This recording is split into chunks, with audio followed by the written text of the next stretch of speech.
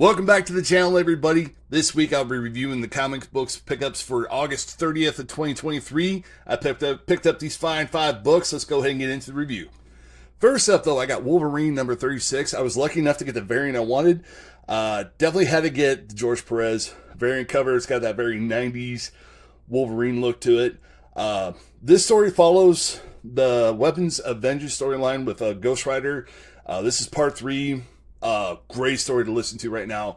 It's basically kind of following how Ghost Rider and Wolverine teamed up, try to find this. There's certain type of evil. There's this young boy who's possessed by this demon, and this issue goes into a little bit of Wolverine's past with the Weapon X program.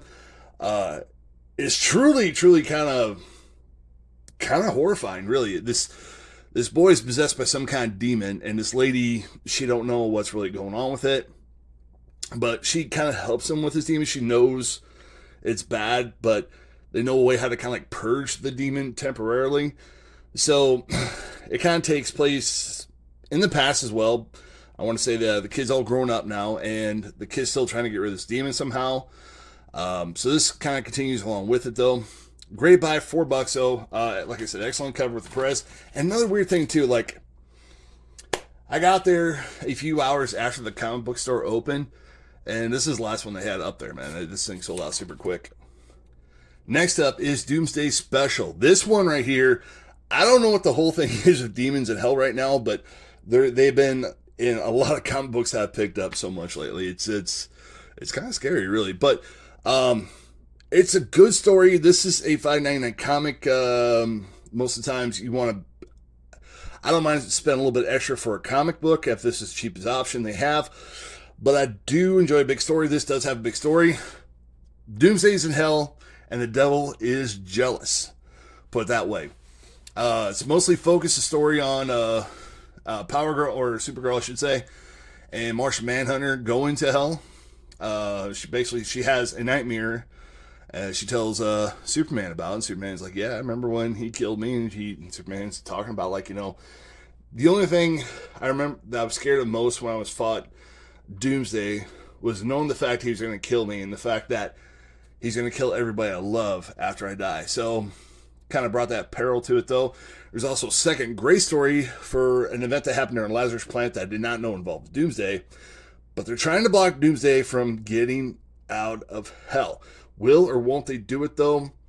$6. It's a great book to pick up. Definitely worth checking out to find out the answer.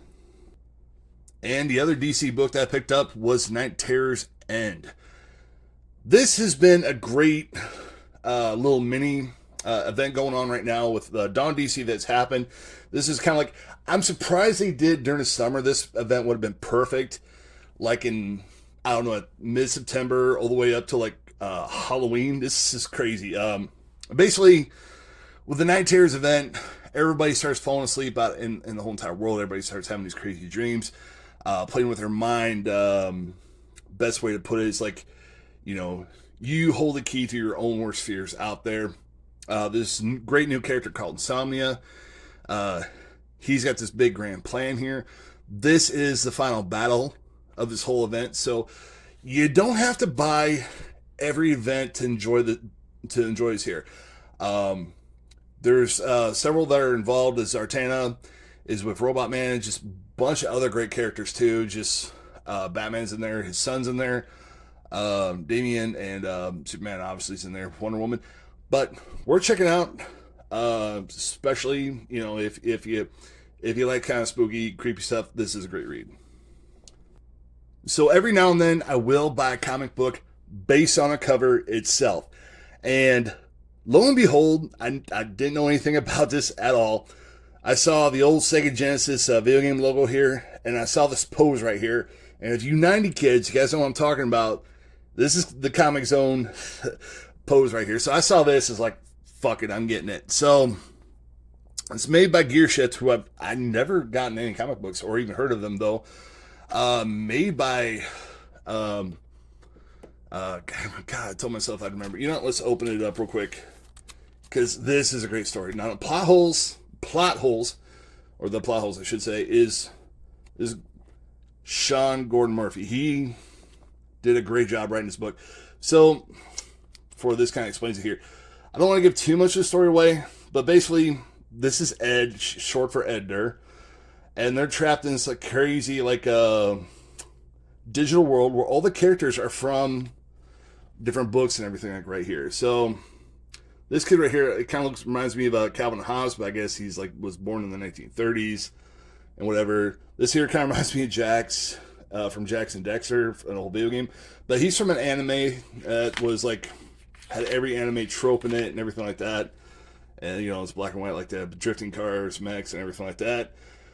But it's centered around this new hire they have. I can't remember his name, though. I want to say his name is, no, not Flip, but here he is right here, kind of lamenting. You know, she shows up. I don't want to give too much of it away, but this is a great read. Basically, what they're doing is if you're a fan of just books or stories or anything like that, if you believe in a world where they live and breathe in, worth picking up. Totally a great hidden gem. I'm looking forward to the next issue. Just if my comic shop don't have it, I will buy a copy online. And last but certainly not least is Local Man #1. I thought this was some kind of like weird, but I think it's like a volume 2. Now, Local Man was one of my favorite reads this year. It was just like a 5-issue set. The crazy thing about Local Man, though, is it starts off two ways. All right, so you start off this way. You got the old like 90s super extreme over the top, like, you know, superheroes they are. And the cool thing about this book, though, it continues off where the story left off at. Tim Seeley and oh god, who's the other creator on this? I keep forgetting. But yeah, and Tony, they just put a lot of effort into it. Though it's in a world where just a superhero kind of just grows up and becomes a better person. But in this issue, there's a time paradox where his past self and his former team and a bunch of cameos from other Image comics are in here. Just is so fun just to kind of read how they all kind of like mingle and like take a look at the future, and they're not really impressed by it because, you know, like early 90s standards, you know, it's like not really much has changed, but just the bonkers in it is just crazy. Like this scene right here, I freaking like it. This this lady that's is just fucking nuts, man. She's a conspiracy theorist. So I just, you know, and this guy thinking to himself, oh, well, you know, I got free bubble gum in those boxes in the bathroom, you know. So it's a lot of fun to read, though.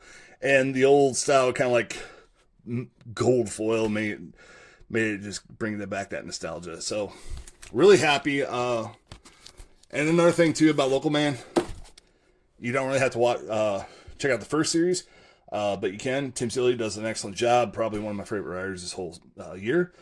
But thank you guys so much for watching, and I'll be back next week with next comics pickups.